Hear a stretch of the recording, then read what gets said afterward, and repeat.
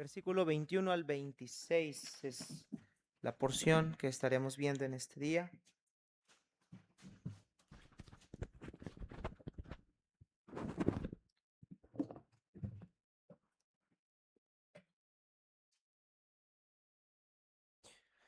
Muy bien, vamos a leer, hermanos, todos juntos este pasaje, esta porción, capítulo 1 al verso 26.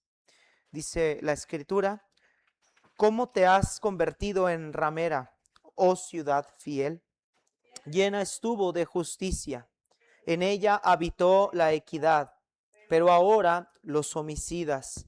Tu plata se ha convertido en escorias, tu vino está mezclado con agua.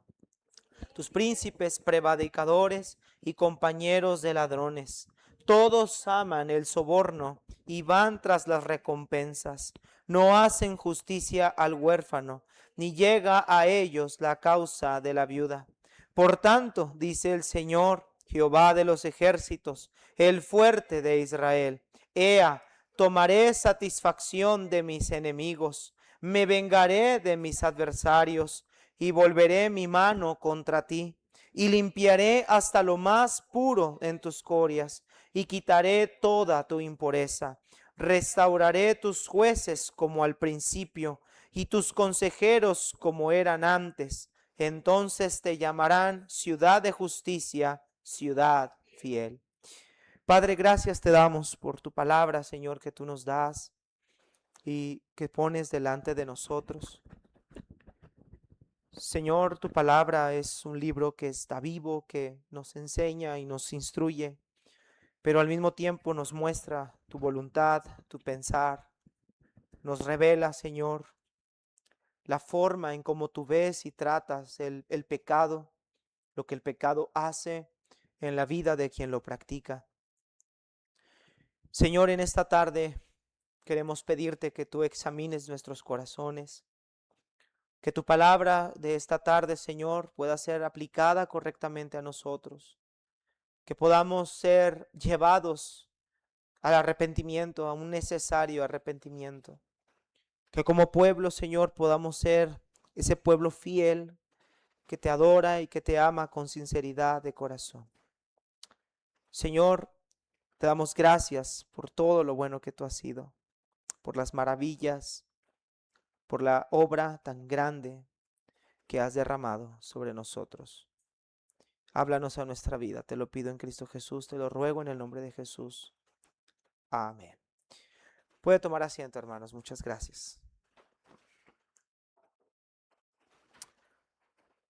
Unos meses atrás, hace 2 meses para ser exactos, casi 2 meses, vivimos, hermanos, todos nosotros, sobre todo en nuestro país, la inauguración de la Copa del Mundo, la inauguración del Mundial 2026, donde México fue sede por tercera ocasión, y donde el Estadio Azteca se convirtió en uno de los estadios, o en el único estadio que ha albergado 3 Copas del Mundo a lo largo de su historia.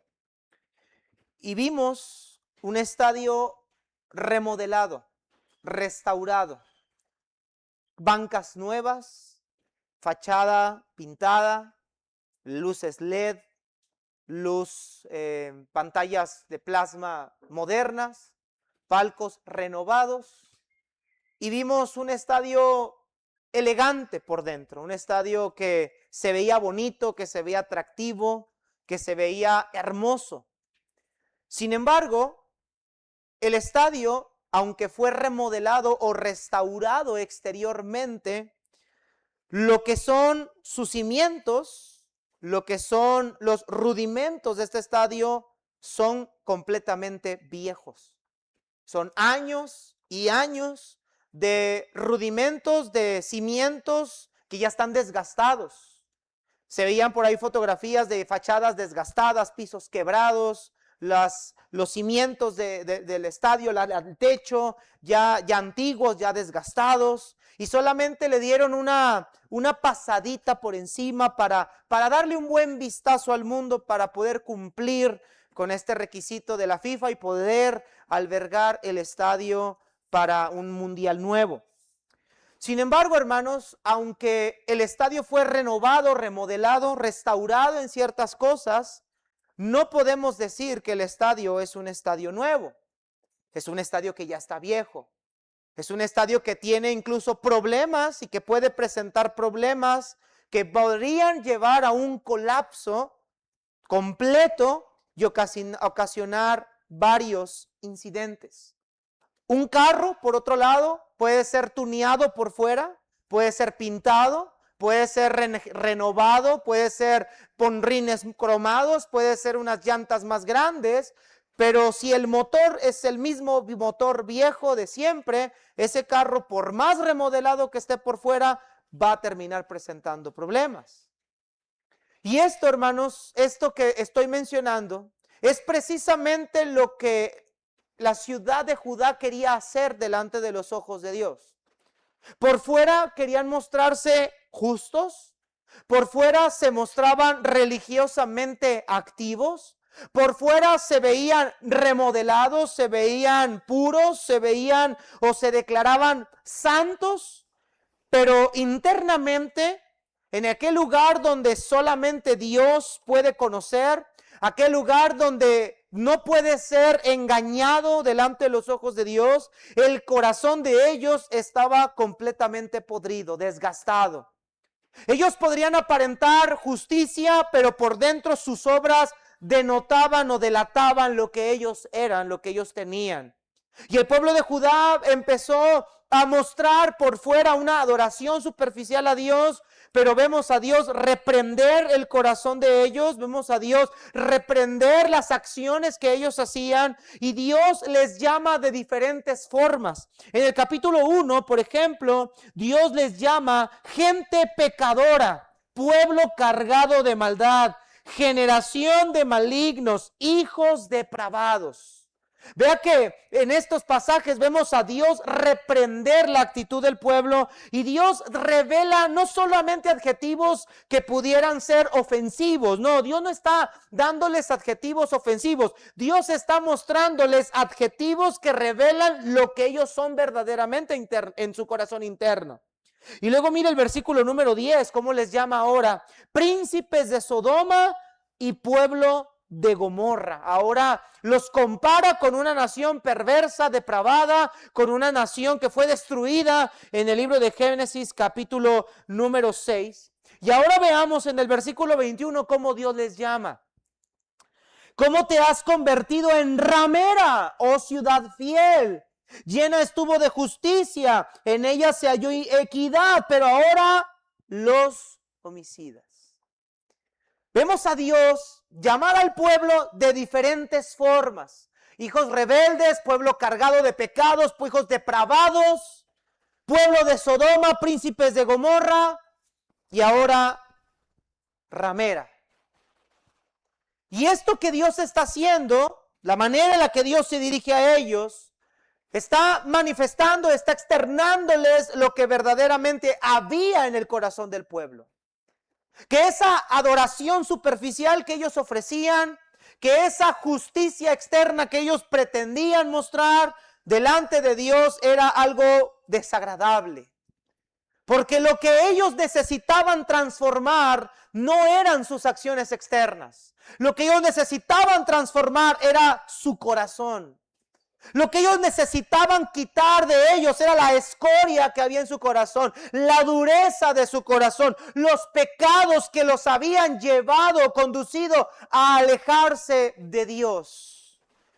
Y hermanos, en este pasaje que vamos a estar estudiando el día de hoy, el Señor le muestra al pueblo y sigue mostrándole al pueblo que ellos se han convertido ahora en un pueblo infiel.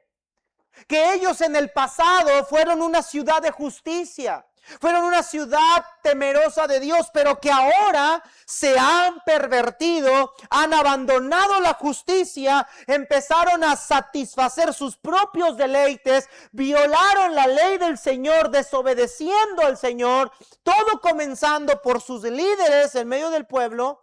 Pero dentro de esto Dios les hace una promesa. Mira el versículo número 26. Vea la promesa que Dios hace. Restauraré tus jueces como al principio y tus consejeros como eran antes. Entonces te llamarán ciudad de justicia, ciudad fiel. Lo que este pasaje nos muestra, hermanos, es que Dios restaurará a la ciudad fiel mediante un juicio purificador y el establecimiento de un liderazgo justo.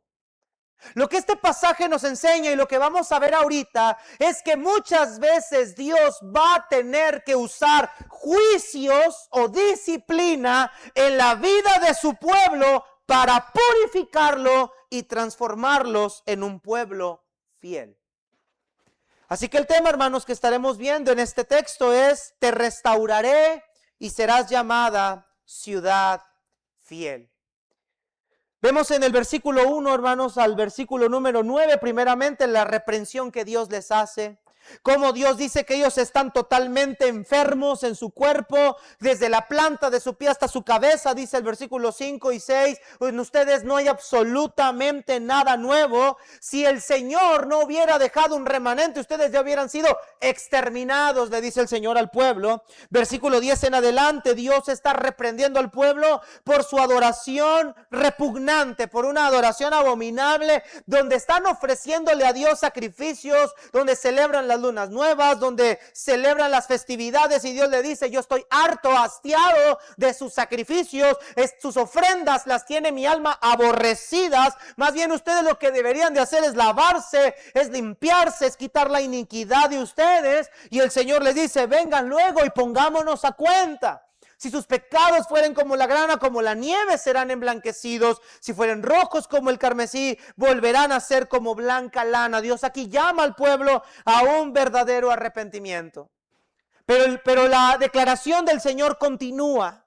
Y ahora el Señor hace una pregunta, versículo 21, y esto vemos en nuestro primer encabezado: la ciudad fiel se ha convertido en una ciudad infiel. Una ciudad que había nacido o que había sido por Dios hecha una ciudad de justicia, ahora se ha convertido en una ciudad llena de iniquidad. Y mira el versículo 21, dice el Señor: ¿cómo te has convertido en ramera, oh ciudad fiel?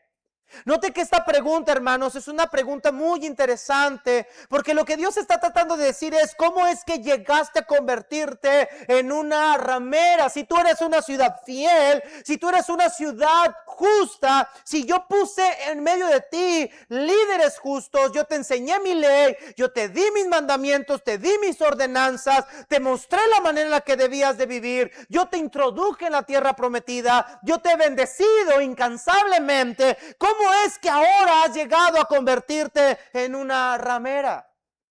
Ahora, hermanos, el término ramera aquí no alude a que es una ciudad, no habla de que la ciudad es una ciudad inmoral, sino que la imagen detrás de esta escena es que es una ciudad ahora infiel. De ser una ciudad exclusiva para Dios, de ser una ciudad santa para Dios, ahora se ha convertido en una prostituta, una mujer infiel, como si no tuviera ella un Señor. Ella se ha entregado a cualquiera, ha entregado su corazón, sus deseos, sus placeres a otros. Y el Señor pregunta: ¿cómo es que llegaste a convertirte en esto? Versículo 21 sigue diciendo el Señor: llena estuvo de justicia. Vea cómo habla de su pasado. Ustedes estaban llenas de justicia, en ella habitó la equidad, pero ahora habitan homicidas. Hermanos, si vemos la historia de Israel, vamos a darnos cuenta que al principio el Señor puso reyes conforme a su corazón. David, Salomón fueron buenos reyes, Josías fue un buen rey. Pero lamentablemente ahora, en el tiempo de Isaías, en el tiempo donde él profetiza, hermanos, ahora ya no hay justicia en ellos, ya no hay equidad, ya no hay principios. Dice ahora que la ciudad está lleno de homicidas. Ahora hay violencia por todas partes. Ahora hay injusticia por todos lados. Ahora hay un desorden. Hay una completa entrega hacia la desobediencia al Señor. Han dejado de hacer lo correcto. Han dejado de vivir como el Señor les mandó o les pidió en algún momento que vivieran. Ahora se han convertido en un pueblo injusto, un pueblo infiel. Ahora ellos han violado, han traicionado los pactos que habían hecho delante de Dios. Entonces ahora este es un pueblo, una sociedad llena de opresión, llena de injusticia, llena de inmoralidad, llena de corrupción. El pueblo de Dios dejó de ser algo que Dios había hecho con ellos al principio. Y esto nos pudiera dejar una pregunta a nosotros el día de hoy. ¿En qué nos hemos convertido nosotros en este tiempo? Hermanos, el día que nosotros creímos en Cristo, conocimos su palabra. Fuimos limpiados con su sangre preciosa y la justicia de Cristo empezó a obrar en nuestros corazones. Empezamos a cambiar nuestra vida, empezamos a tomar decisiones, convicciones, empezamos a dejar ciertos pecados, empezamos a dejar cierto estilo de vida, empezamos a ver lo que Dios le agradaba y empezamos a separar y a quitar de nuestra vida lo que la Escritura nos enseñaba. Y tal parece que conforme han pasado los años, conforme ha pasado el tiempo, esa ciudad fiel, ese hermano fiel, ese creyente fiel se ha convertido en un creyente infiel. Y hemos vuelto a tomar cosas que alguna vez dejamos cuando venimos a Cristo. La iglesia debe de conservar su fidelidad. La iglesia debe de retomar lo que se ha dejado de hacer. La iglesia debe de entender que fue llamada a ser completamente diferente a las otras naciones. En este caso Israel se pervirtió en gran manera porque muchos de sus pecados fue por haber hecho alianzas con otras naciones. Si tú ves la historia, por ejemplo, algunos reyes hicieron pactos con otras naciones, con Asiria y con Samaria y con otros pueblos paganos. Muchos de los dioses que los israelitas estaban adorando aquí eran dioses de otras naciones. Y la iglesia y el pueblo de Israel comenzó a vivir una especie de sincretismo. Sincretismo quiere decir cuando yo uno una cosa, vamos a decir en este caso, la adoración de los dioses paganos y la transformo solamente en adoración de Dios. Eso es sincretismo, cuando hago una mezcla de dos cosas para crear algo diferente. El pueblo de Israel tuvo una especie de sincretismo religioso. Adoraban a Dios como adoraban a los dioses paganos. Y yo creo que la iglesia lamentablemente ha perdido esa parte de su fidelidad porque se ha hecho una especie de sincretismo. Hermanos, la iglesia no puede ser manejada como se maneja el mundo. La iglesia no debe de vivir como el mundo vive. La iglesia es llamada a ser diferente. Y aquí el Señor reprende a su pueblo y le dice, tú has dejado de ser justa. Te has convertido en una ciudad infiel. Pero ahora vemos, hermanos, versículo 22 al versículo número 23. Por favor, vemos nuestra segunda estrofa. Que esta corrupción del pueblo fue manifestada o descrita. Mire lo que dice versículo 22-23. Vemos aquí la descripción de la iniquidad del pueblo. Dice, tu plata se ha convertido en escoria. Tu vino está mezclado con agua. Tus príncipes prevaricadores, compañeros de ladrones, todos aman el soborno y van tras las recompensas. No hacen justicia al huérfano, ni llega a ellos la causa de la viuda. Ahora vemos, hermanos, que el Señor habla del deterioro espiritual de su pueblo haciendo dos comparaciones muy interesantes. Versículo 22 primero dice, tu plata se ha convertido en escorias. Todos sabemos, hermanos, que en el mundo antiguo la plata era refinada mediante el fuego y cuando la plata se calentaba demasiado las impurezas subían y era de modo que podían ser retiradas por el fundidor. Normalmente para que la plata pueda ser o tener el valor que tiene, las impurezas tienen que ser quitadas primero. Ese es el orden. Pero Dios dice que su plata se ha convertido en escoria. Es decir, que el pueblo vivió algo completamente contrario. El pueblo, lo que Dios está tratando de decir aquí con esta imagen, es que el pueblo ha perdido toda su pureza y su valor. Lo que el pueblo antes tenía como puro y valioso, ahora lo ha perdido. Esa plata se ha opacado, se ha llenado de basura, se ha llenado de escoria. Y luego mira el siguiente ejemplo. Tu vino está mezclado con agua. Hermanos, el mejor vino era aquel que venía puro directamente, concentrado. Pero ahora este vino está rebajado, no sabe igual, no tiene la misma sustancia especial que se suele tener. Esto está en cierta manera diluido. Entonces lo que Dios está diciéndole al pueblo es: tú eras un pueblo puro, eras un pueblo especial y ahora te has diluido, te has llenado de iniquidad, te has ensuciado. Ahora has perdido lo que tiene gran valor en ti. Y este pueblo, hermanos, se ha hecho delante del Señor, ha tenido una gran pérdida debido a su corrupción. Mire versículo 23 también. Vamos a ver este deterioro del pueblo. Tus príncipes, prevaricadores y compañeros de ladrones, todos aman el soborno y van tras las recompensas, no hacen justicia al huérfano, ni llega a ellos la causa de la viuda. Vemos que aquí, hermanos, la corrupción empezó y llegó por medio de los príncipes. O sea, está hablando de los reyes, de los líderes del pueblo. Y dice Dios: tus príncipes, tu pueblo son unos ladrones, son prevaricadores, ellos aman el soborno, aman las recompensas injustas, no han hecho lo que se les ha mandado, han descuidado a los huérfanos, han dejado la causa de las viudas, no atienden a mi pueblo, están demacrando a mi pueblo, están destruyendo a mi pueblo por amor a ganancias propias, a ganancias personales. Vea que la perversión del pueblo ha llegado a un grado donde desde líder hasta abajo del líder, todo el pueblo está viviendo en completa corrupción.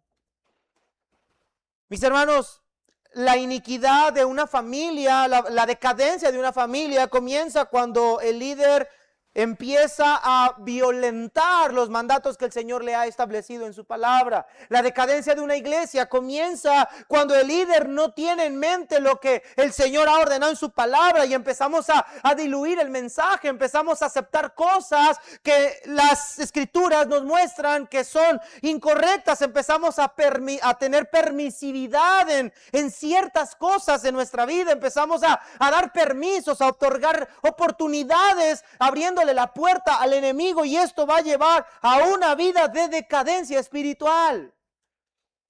Si como iglesia queremos mantenernos siendo una iglesia o un pueblo fiel a Dios, necesitamos entender que lo primero que la iglesia debe reflejar en su vida es santidad. Hermanos, la santidad es nosotros estar alineados conforme a lo que el Señor nos dice en su palabra, no añadiéndole más ni quitándole a lo que su palabra nos enseña. La vida de este pueblo estaba corrompida en cuanto a todos los aspectos de su vida. Decía Juan Calvino: nada resulta más abominable delante de Dios que una religión mezclada con la corrupción del corazón. El pueblo aquí estaba practicando religión, pero corrompidos de corazón.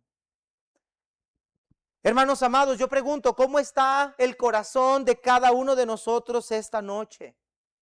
¿Cómo estamos viviendo nosotros en nuestros hogares? Recordemos algo que es importante, hermanos. Una familia fuerte da iglesias fuertes. Y si las familias, si nuestros hogares estamos permitiendo pecado, y nosotros como líderes estamos permitiendo esto, si nuestros hogares nosotros estamos permitiendo que el pecado entre, ese pecado va a venir a la iglesia también y vamos a crear una corrupción en medio del pueblo. Es importante que nosotros aprendamos a someternos a los principios de la palabra del Señor, a tomar normas de la palabra de Dios, a guiar, a instruir a nuestros hijos, enseñarles lo que es correcto, lo que Dios demanda. Y es que, hermanos, los frutos que nosotros damos va a reflejar verdaderamente quiénes somos. Hemos nacido de nuevo, nuestra vida debe de reflejar esa justicia que Dios ha puesto. Me llama la atención que dice que estos príncipes amaban el soborno. Amaban el soborno, iban tras recompensas personales. Y Cristo dijo en Mateo capítulo 6, donde está el tesoro de ustedes, allí también estará su corazón. Vemos a este pueblo amar más el dinero, vemos a este pueblo amar más su propio bienestar, vemos a este pueblo amar más su propia justicia, su propia estabilidad, más que a Dios, más que lo que Dios les ha demandado. Y hermanos, ¿qué cosa amamos más nosotros que nos ha llevado a alejarnos de Dios de esa manera?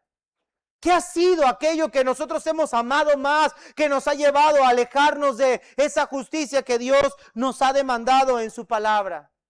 Incluso tanto fue su amor por ellos mismos que abandonaron al huérfano y olvidaron la causa de la viuda, cosas que Dios les había mandado en el libro de Deuteronomio capítulo 10 al 18 en adelante. Dios les había mandado que tenían que cuidar de las viudas, que tenían que cuidar de los huérfanos, que tenían que hacerle justicia a cada uno de ellos. Pero ¿sabes por qué estaban abandonando la causa de las viudas? Porque muchas viudas no podían satisfacer las necesidades económicas que ellos tenían.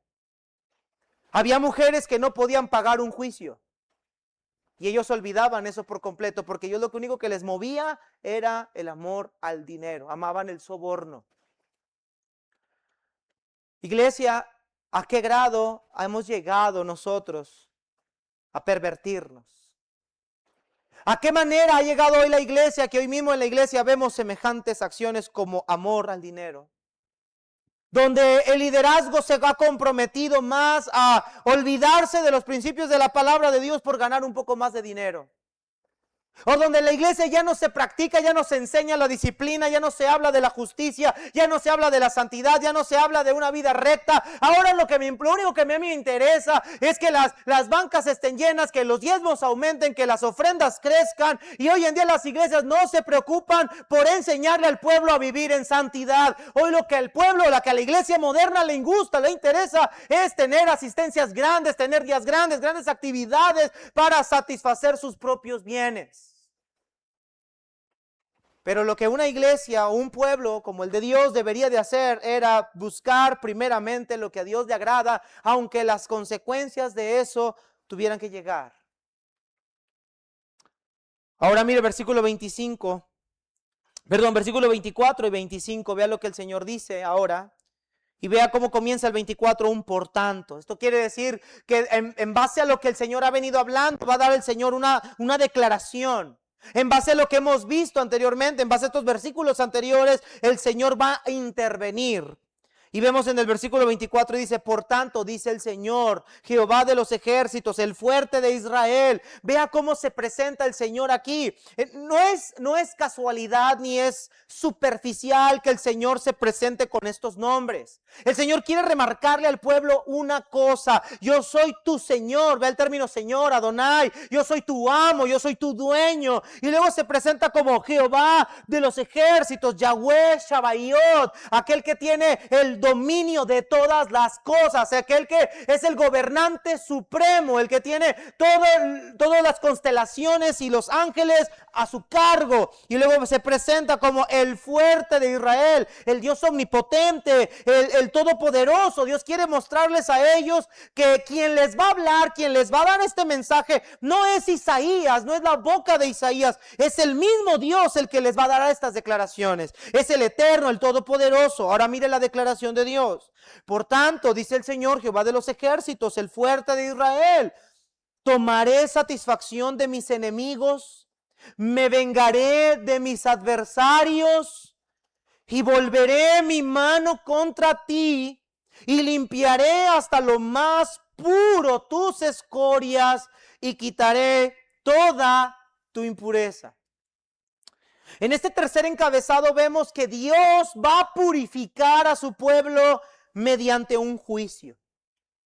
Vea que el versículo 24 es un poco fuerte porque dice, tomaré satisfacción de mis enemigos y me vengaré de mis adversarios. Hermanos, yo pregunto, ¿quiénes son estos enemigos a los que Dios se refiere? ¿Se está refiriendo Dios a las naciones paganas? ¿Se está Dios refiriendo a los moabitas, a los amonitas, a los sirios? ¿Quiénes son estos enemigos de los cuales dice Dios que va a tomar satisfacción por vengarse de ellos? Mis hermanos, estos enemigos son nada más y nada menos que su propio pueblo. Usted y yo hemos estado en la serie de Isaías. ¿Te acuerdas? Bueno, en la serie de Lamentaciones. ¿Te acuerdas cómo el profeta Jeremías dice que Dios los había tratado en el cautiverio? ¿Te acuerdas que vimos que Jeremías dice, Señor, nos has tratado como si fuéramos tus enemigos? Has entesado tu arco, has puesto la flecha, has disparado contra nosotros. Dios no ha perdonado. ¿Se acuerda de esas declaraciones de Jeremías? Bueno, Dios aquí le dice al pueblo, yo voy a satisfacerme en vengarme de mis enemigos. Me voy a vengar de mis adversarios y voy a volver mi mano contra ti. Dios aquí está diciéndole al pueblo, yo voy a enjuiciarte. Yo me voy a oponer a lo que estás haciendo. Porque, hermanos, debemos entender una cosa. Todo aquel que practica pecado es enemigo de Dios. Mire lo que dice la palabra del Señor ahí en el libro de Primera de Juan. Vamos por favor a Primera de Juan. Pastor, ¿a poco a cualquier persona que peca contra Dios se vuelve un enemigo del Señor? Claro que sí. Mire Primera de Juan. Primera de Juan.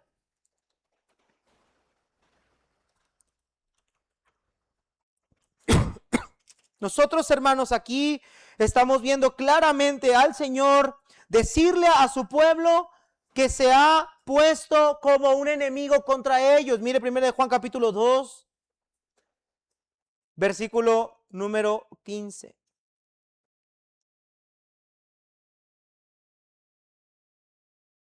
Dice la Escritura, no améis al mundo ni las cosas que están en el mundo. Si alguno ama al mundo, el amor del Padre, ¿qué dice, hermanos? No está en él, porque todo lo que hay en el mundo, los deseos de la carne, los deseos de los ojos, la vanagloria de la vida, no proviene del Padre, sino del mundo. Vea que aquí vemos en el texto de Isaías, ellos amaban el soborno, amaban la injusticia, amaban las cosas que en este mundo había. Y Juan nos dice que todo aquel que ama a este mundo, su sistema, los deseos que en el mundo hay, no puede decir que el amor del Padre está en él. Mire también Santiago capítulo 4. Santiago capítulo número 4.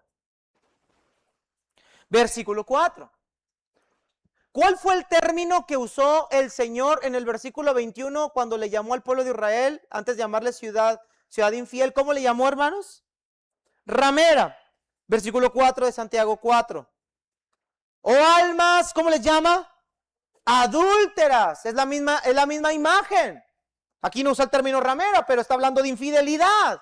Oh, almas adúlteras, ¿no sabéis que la amistad del mundo es qué? Enemistad contra Dios. Cualquiera pues que quiera ser amigo del mundo, ¿qué se constituye automáticamente? Y dice Dios, yo me voy a vengar de mis ¿quiénes? Enemigos. Dios está viendo a su pueblo como sus enemigos, porque el pecado ocasiona distanciamiento, enemistad contra Dios. Así que, mis hermanos, Dios está diciéndole al pueblo, yo me voy a vengar de ustedes, los trataré como si ustedes fueran mis enemigos, porque aman la iniquidad. ¿Habrá en esta tarde alguien que esté amando la iniquidad de tal manera que se ha declarado o se esté declarando como enemigo de Dios? Dios dice aquí, yo me voy a vengar de ustedes. Y luego versículo 25, voy a volver mi mano contra ti. Y limpiaré hasta lo más puro de tus escorias y quitaré toda tu impureza.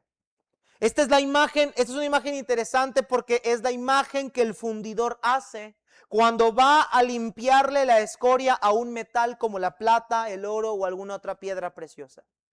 El fundidor tiene que tomar ese metal, lo pasa por el fuego y cuando el metal está lo suficientemente caliente, todas las impurezas del metal salen a flote y es cuando el fundidor puede comenzar a quitar todas esas impurezas, toda esa escoria de parte del metal. Y entonces cuando el metal está listo, cuando el metal ya está preparado, la manera de verlo es cuando el reflejo del fundidor puede verse en ese metal.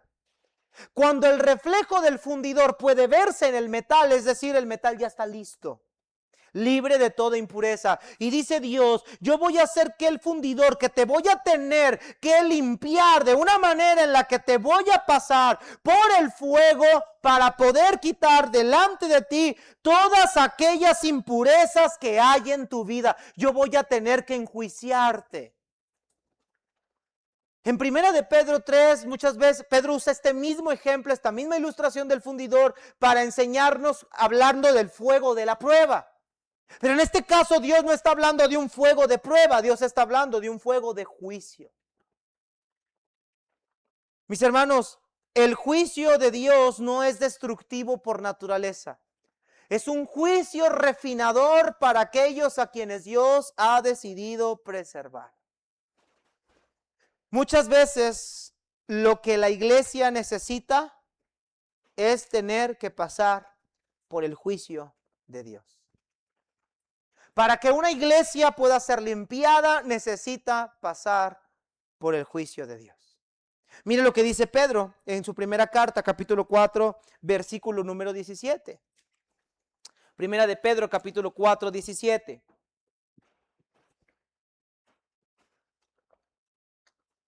Vamos a leerlo todos juntos. Primera de Pedro 4, 17. ¿Qué dice la escritura todos juntos? Primera de Pedro 4, 17. Porque es tiempo de que el juicio comience primero por dónde, hermanos. Dios tiene primeramente que tratar con su propio pueblo con un fin. Purificarlo. Purificarlo. Ahora, notemos la progresión del texto, hermanos. Vamos a retomar un poco el repaso.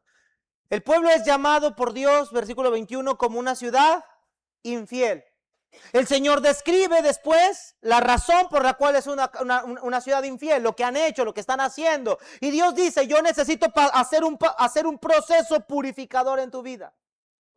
¿Cuál es el propósito por el cual Dios tiene que hacer este proceso purificador? ¿Con qué fin? Verso 26. Y esto nos lleva a nuestra cuarta estrofa. Mire lo que dice el versículo 26. Restauraré tus jueces como al principio y tus consejeros como eran antes. Entonces te llamarán ciudad de justicia. ¿Ciudad qué? Primero empieza Dios diciendo, ustedes son ahora una ciudad infiel, una ciudad que antes era justa, ahora ya no lo son. Pero yo voy a tener que pasarte por el fuego, yo voy a tener que limpiarte, yo voy a tener que entrar y disciplinarte para que entonces yo pueda restaurar todo lo que está en ti y ahora te puedan llamar una ciudad nuevamente fiel. Esta porción que estamos viendo se conoce como un quiasmo en el modaísmo hebraico. Entonces lo que Dios está haciendo es mostrarle al pueblo que esa injusticia tiene un remedio. Que Dios no los va a dejar en ese estado de injusticia. Que Dios quiere obrar en ellos. Dios quiere transformarlos. Dios quiere guiarlos a ellos. Dios quiere trabajar con su pueblo. No los quiere consumir, no los quiere exterminar. Los quiere restaurar. Pero primero tiene que pasarlos por el fuego y va a restaurar todas las piezas de esa ciudad, comenzando con el liderazgo y terminando con la última persona del pueblo, para que entonces ese pueblo muestre la justicia que Dios quería que mostrara y se convirtieran en una ciudad fiel. Dios tiene que pasarnos por la disciplina para poder restaurar y quitar de nosotros la escoria de nuestro corazón para volvernos a ser fiel. Ahora yo quiero hacer una pregunta, hermanos. ¿El pueblo logró, históricamente, los príncipes del pueblo fueron restaurados? ¿Fueron restaurados? Si seguimos viendo la progresión histórica, ponga mucha atención a esto, por favor, hermanos. Si seguimos viendo la progresión histórica, después de todos estos mensajes, el pueblo se fue en cautiverio. El pueblo no se restauró, fue de mal en peor. Dios los enjuició con 70 años de cautiverio. Después del cautiverio, posexilio, sale Nehemías, sale Esdras y empiezan a reedificar, hacen reformas. Si tú lees el libro de Nehemías, vas a ver reformas de vivir en justicia. Aparentemente se restauran los líderes, pero no en su totalidad, porque el pueblo volvió a reincidir en maldad.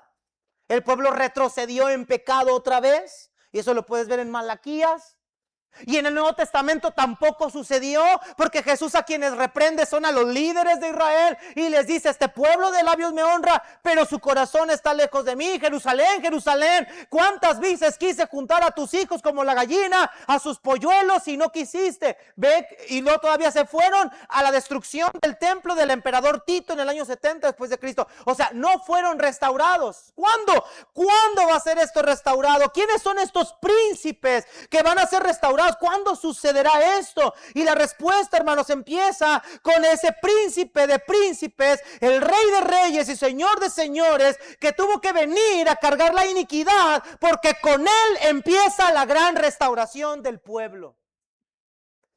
Cristo es ese rey, es ese señor, es ese príncipe que vendría a este mundo a dar su vida en favor de su pueblo, cargando esos delitos y pecados que el pueblo cometió, para que a la postre, a través de él, a través de la obra de él, el pueblo pueda ser restaurado en justicia. Ningún príncipe humano, ningún rey humano pudo restaurar a Israel, porque todos están corrompidos. Hermanos, la naturaleza del ser humano es corrupción completa. No hay justo ni aun uno, no hay quien entienda, no hay quien busque a Dios. Todos se desviaron, aún se han hecho inútiles, no hay quien haga lo bueno, no hay ni aun uno. Así que Cristo era ese príncipe que se necesitaba para comenzar la restauración del pueblo de Dios.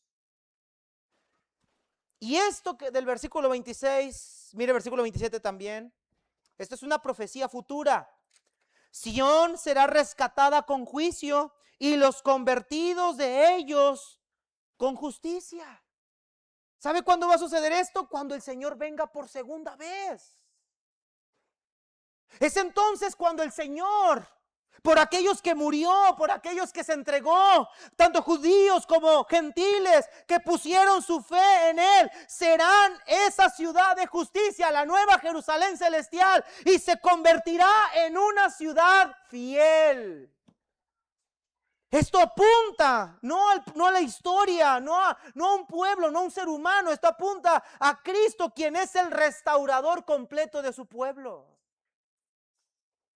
Entonces, hermanos, Cristo es quien va a restaurar todas las cosas. Él un día va a hacer todo nuevo, cielos nuevos y tierra nueva. El evangelio lo podemos ver en estas porciones, porque Dios siempre cumple lo que promete.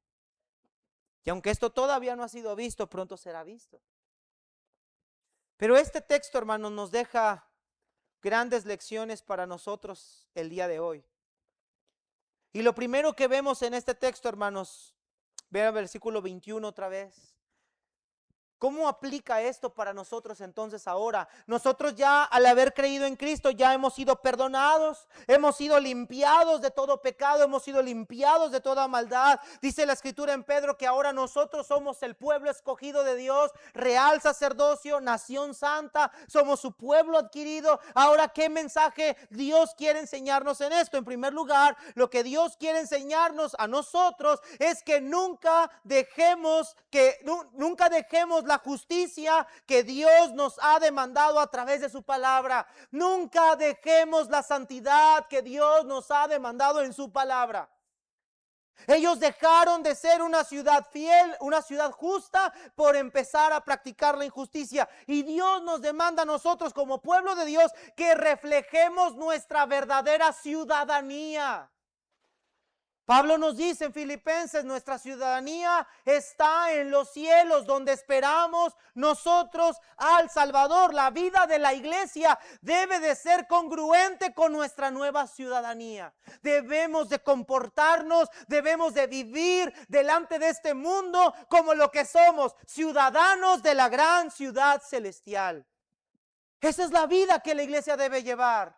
No una ciudad infiel, no, debemos demostrarnos como esa ciudad fiel, como ese pueblo que realmente es escogido por Dios. Miren lo que Pedro nos dice en su primera carta de Pedro, capítulo número 4. Dios demanda de su iglesia que viva diferente a este mundo. Primera de Pedro, capítulo número 2, de Pedro, de primera carta de Pedro. Lo primero que nos enseña este texto, hermanos, es que nosotros debemos de vivir como una ciudad fiel, acorde a nuestra naturaleza en Cristo. Primera de Pedro 2, versículo 11 al versículo número 12. ¿Estamos ahí, hermanos? Dice: amados, yo os ruego como extranjeros y peregrinos que se abstengan de los deseos carnales que batallan contra el alma, manteniendo buena vuestra manera de vivir entre los gentiles, para que en lo que murmuran de ustedes como de malhechores, glorifiquen a Dios en el día de la visitación al considerar sus buenas obras. ¿Qué es lo que dice el apóstol Pedro? Que nuestra manera de vivir debe de mantenerse intachable.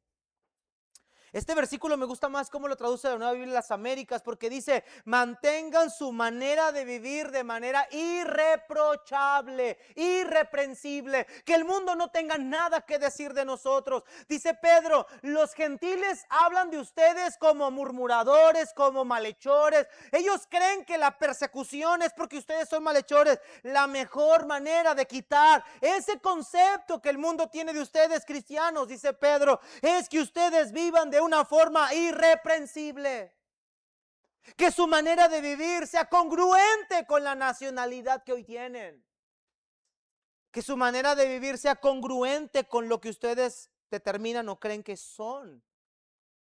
Hermanos, la iglesia debe de vivir acorde a la ciudadanía que hoy tiene. Una vida justa y santa delante de Dios. No nada más hacer buenas acciones, no nada más hacer buenas obras, no, un corazón que está totalmente transformado por el evangelio, que en cada área de su vida, interna como externa, pública como privada, es un hombre o una mujer santo. Es muy fácil aparentar justicia externa. Es muy fácil hacer muchas labores externas. Hermanos, nosotros no estamos externamente hablando, no estamos haciendo nada diferente a lo que hoy hace un incrédulo. Porque hoy se puede estar congregando un testigo de Jehová, se puede estar congregando un mormón, se puede estar congregando un católico, se puede estar reuniendo un hindú, un musulmán en sus templos. Es decir, ahorita no estamos haciendo nada diferente de lo que el mundo también hace. ¿Dónde es donde se va a ver la gran diferencia? En nuestra vida privada. En nuestra manera de conducirnos en otras áreas donde el mundo no puede compararse con la iglesia. Lo que vemos aquí, hermanos, es que necesitamos limpiar la escoria de nuestro corazón también. Mis hermanos, necesitamos aprender a limpiar todo lo que está dentro de nuestro corazón que se opone a la voluntad del Señor. Ya sea odio, rencor, lujuria, lascivia, sensualidad, avaricia, robo, maledicencia, todo lo que sea escoria del corazón, limpiarlo de nuestra vida. Limpiarlo de nosotros. Siguiente aplicación que aprendemos, hermanos: Dios tiene que disciplinar su iglesia cuando estaba mal. Dios le dijo a su pueblo: yo voy a levantarme contra ti y te voy a tener que pasar por el fuego para quitarte las escorias, para limpiarte, para a la postre convertirte en una ciudad fiel. Mis hermanos, Dios quizá tiene que pasarnos por disciplina para que la iglesia pueda retomar el sendero o el camino que está dejando de hacer. La mejor manera en la que Dios va a tratar el pecado de cada uno de nosotros es a través de su justo juicio. Es lamentable lo que voy a decir ahorita, pero a veces es necesario, pero es lamentable que Dios tenga que disciplinar a su iglesia para que la iglesia entienda, cuando a través de advertencias o amonestaciones pudiéramos hacerlo. Pero cuando vemos el libro de Isaías, el contexto literario, lo que vimos hace 2 semanas, dice el Señor a su pueblo en Isaías: el buey conoce a su Señor y el amo conoce la mano de su amo, pero mi pueblo no entiende. Es decir, qué bueno fuera que aprendiéramos inmediatamente por reprensiones, por amonestaciones, por advertencias como estas, pero muchas veces el pueblo, la iglesia, no entiende. A veces Dios tiene que usar la vara de la corrección para hacer que la iglesia vuelva al camino correcto. Pablo lo menciona en el capítulo 5 de Primera de Corintios. El tal hombre se ha entregado a Satanás para destrucción de su carne, a fin de que el espíritu sea salvo en el día del Señor. Pablo entendía que para que una iglesia pueda mantenerse pura y justa necesita haber disciplina. Y Pablo dijo al final, quiten ese perverso de entre nosotros.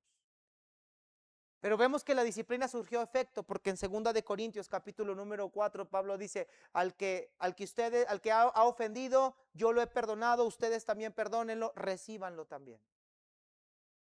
Hermanos, la disciplina muchas veces va a guiar al justo al camino de la rectitud. Dios a veces tiene que disciplinar a su pueblo. Siguiente aplicación, y esta aplicación es para los líderes, queridos líderes de esta iglesia. Recordemos que nosotros somos autoridad, pero al mismo tiempo representantes del Señor, y que nosotros somos los que debemos de poner el ejemplo para guiar a la iglesia en un camino de rectitud. Mira, hermanos líderes de esta iglesia, si usted se comporta de una manera inadecuada, si usted se comporta de una manera carnal, si usted se comporta de una manera mundana en sus redes sociales, en sus prácticas diarias, lo único que va a suceder es que vamos a terminar arrastrando a otros con nosotros. Vamos a terminar arrastrando a otras personas en el mismo camino de hipocresía que nosotros vamos. En el libro de Gálatas 2, Pablo reprende a Pedro, porque Pedro lo que estaba haciendo es que estaba comiendo con los judíos, y cuando veía que venían los gentiles, se apartaba de los judíos y se iba a comer con los gentiles. Y cuando comía con los gentiles y veía a los judíos venir, se apartaba de los gentiles para irse a los judíos. Y dice el apóstol Pablo que la actitud de Pedro incluso llevó a que Bernabé y otros más fueran arrastrados a esa conducta hipócrita. Y Pablo le dice a Pedro, o dice en su carta, yo tuve que hablar con Pedro y lo confronté cara a cara delante de todos y lo tuve que exhortar públicamente. Mis hermanos, cuando un líder va en un camino religioso solamente, va en un camino que no va acorde a los principios de la palabra de Dios, el riesgo es que vamos a llevarnos a otros entre nosotros. Y los vamos a terminar arrastrando ese mismo camino de hipocresía. La iglesia, la gente es cómoda, la gente dice, pues si el líder lo hace, pues yo también. Pues si ese es el que predica, si ese es el que me enseña, si ese es el pastor, si ese es el asistente del pastor, si ese es el de la música, pues ¿qué puedo esperar yo también? Recuerde que toda decadencia de una iglesia comienza en el liderazgo. Y en este caso Isaías nos muestra que los líderes debemos de ser ese ejemplo para el pueblo. Lo que vimos en Lamentaciones la vez pasada, los líderes, quienes tenían la palabra, quienes tenían que instruir y guiar al pueblo, sucumbieron ante el desenfreno que el mismo pueblo estaba haciendo.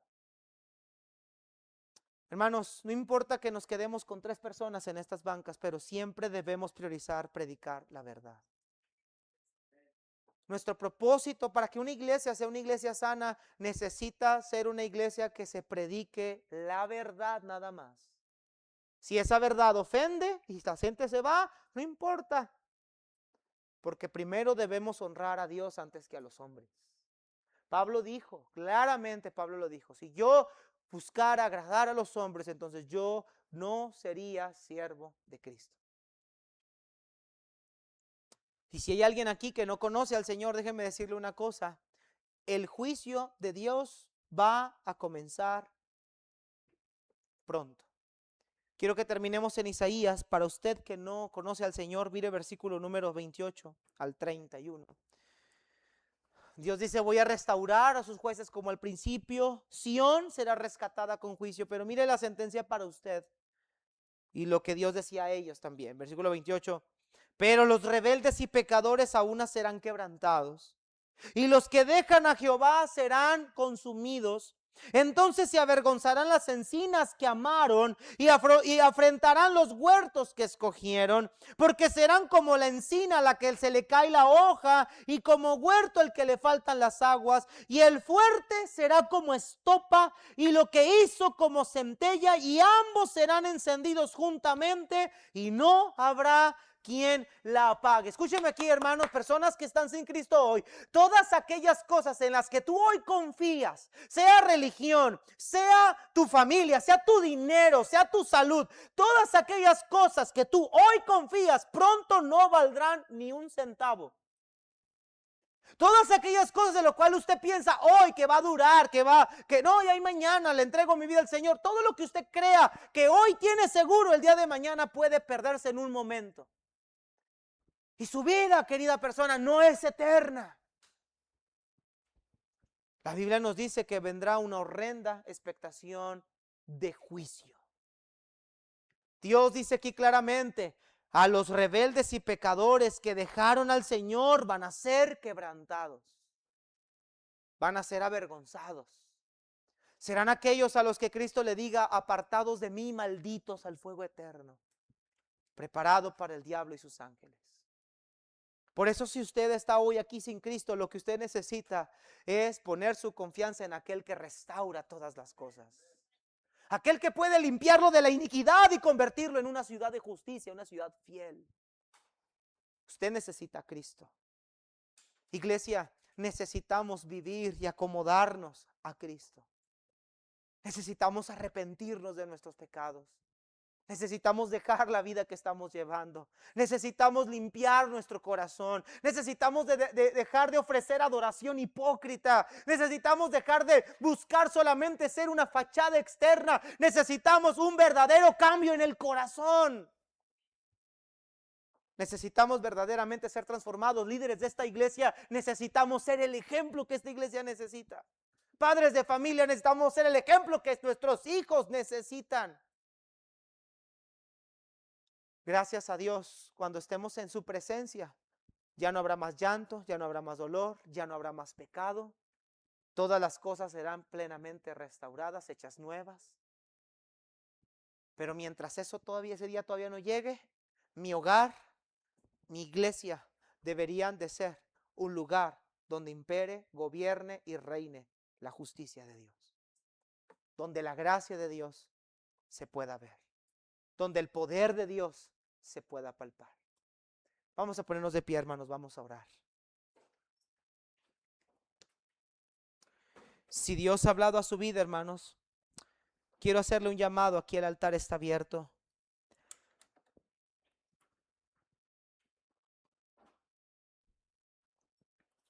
Quizá alguno de nosotros hemos dejado de ser fieles y nos hemos llenado de injusticia o hemos vuelto a viejas prácticas que ya habíamos vencido, que ya habíamos dejado, pero que hoy Dios nos da una oportunidad para arrepentimiento. Así que vamos a inclinar nuestros rostros, cerremos nuestros ojos y si Dios habla a su vida, hermano, deje su lugar un momento y venga y póstrese delante del Señor. Como vimos la semana pasada y el texto más atrás, dijo el Señor, venid luego y pongámonos a cuentas.